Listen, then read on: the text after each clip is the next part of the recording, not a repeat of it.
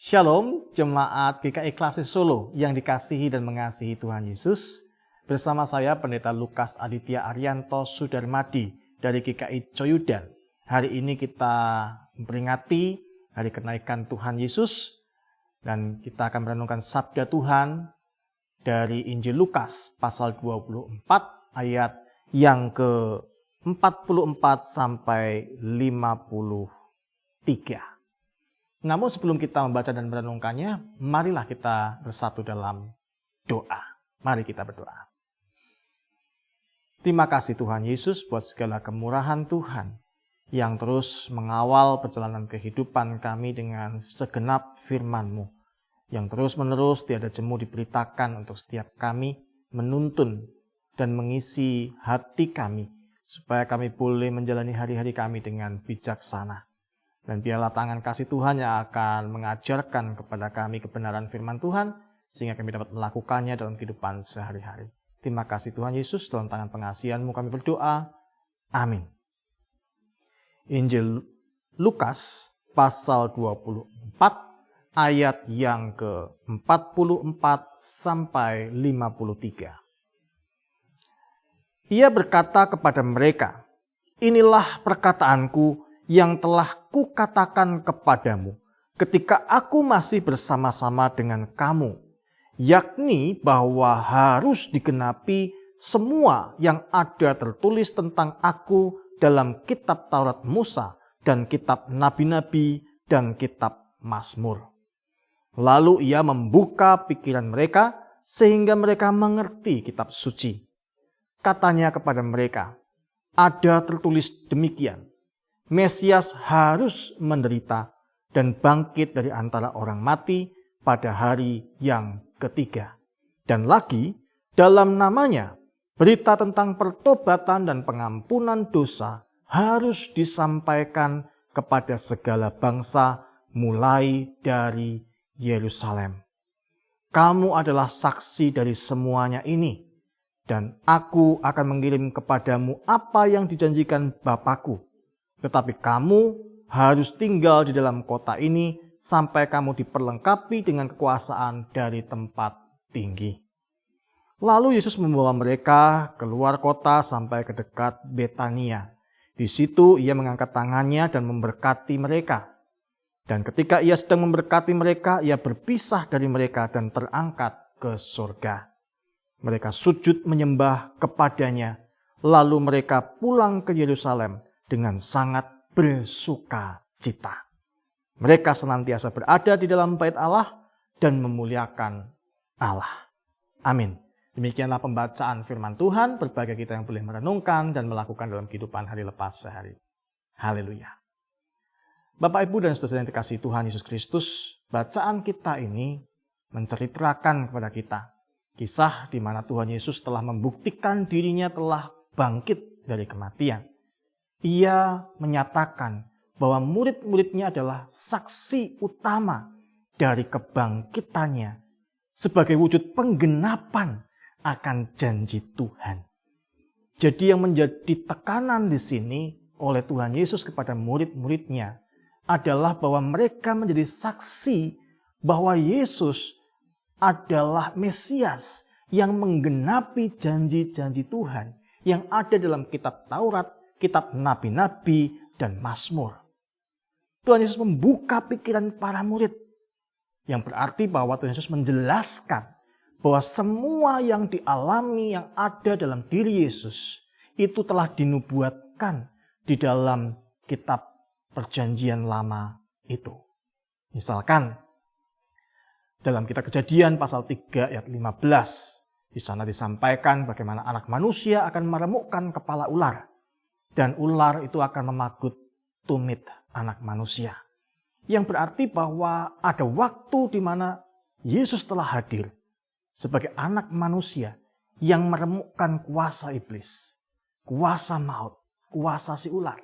Tetapi Yesus pun mati oleh karena menanggung dosa dunia. Hal itu digenapi dalam diri Kristus Yesus.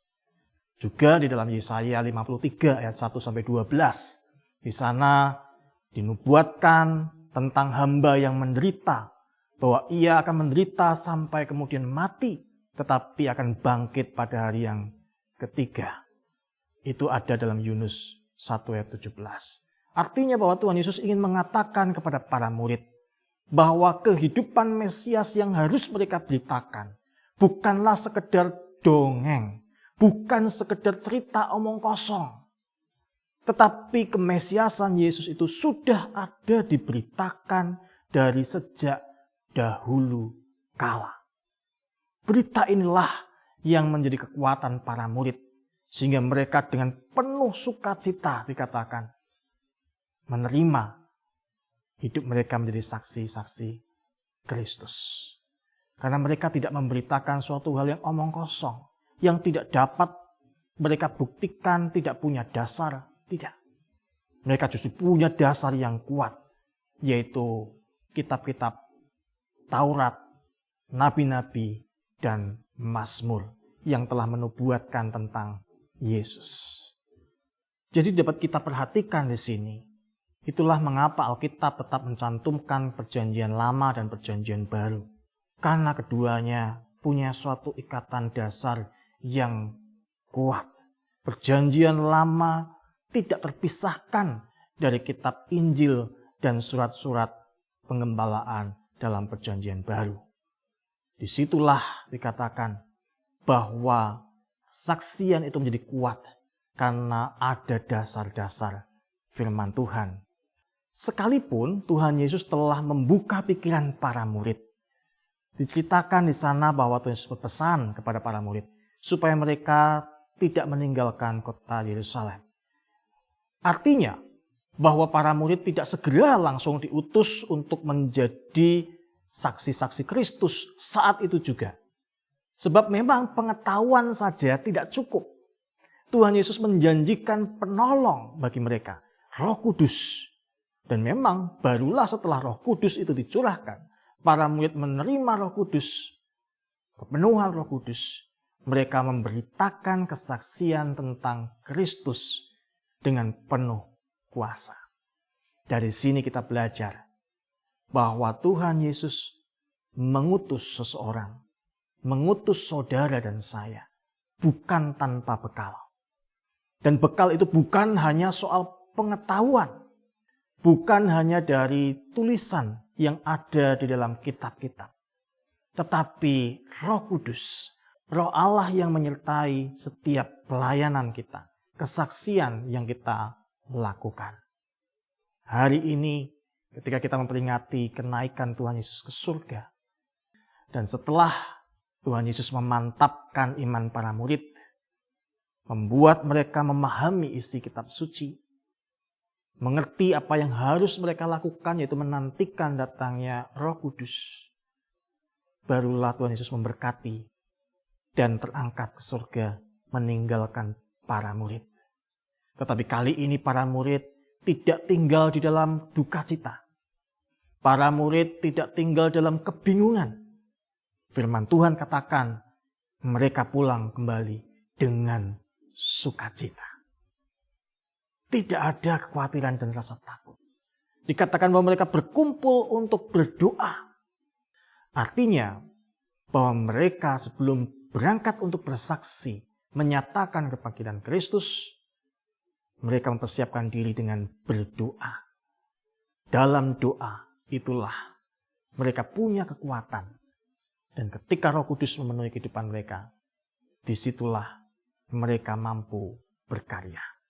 Karena itu melalui kisah ini, kita belajar yang pertama, untuk menjadi saksi Tuhan, sadari bahwa tugas panggilan ini diperuntukkan bagi kita, supaya kita bukan fokus pada diri kita, tapi mempersaksikan Kristus yang telah menggenapi janji Tuhan yang menyelamatkan kita.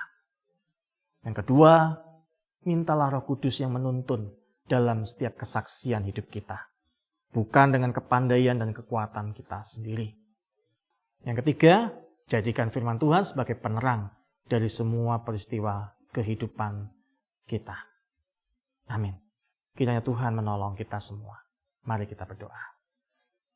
Tuhan Yesus, kami sungguh bersyukur buat segala kemurahan-Mu yang telah menuntun kami, menolong kami, mengingatkan kami untuk boleh mengingat betapa tugas untuk bersaksi adalah bagian dari setiap kami yang mengaku percaya kepada Kristus. Karena itu mampukan kami ya Tuhan untuk mempersaksikan kebangkitan Tuhan, mempersaksikan Kristus Yesus dalam kehidupan kami.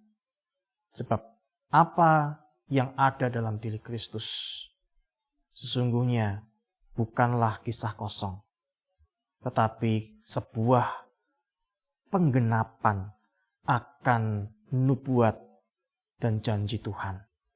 Karena itu mampukan kami ya Tuhan untuk membuktikan janji Tuhan itu hidup di dalam kehidupan kami, di dalam diri kami, dengan setiap kata, perkataan, perbuatan, dan pikiran-pikiran kami. Dalam nama Kristus Yesus kami berdoa. Amin. Tuhan Yesus memberkati.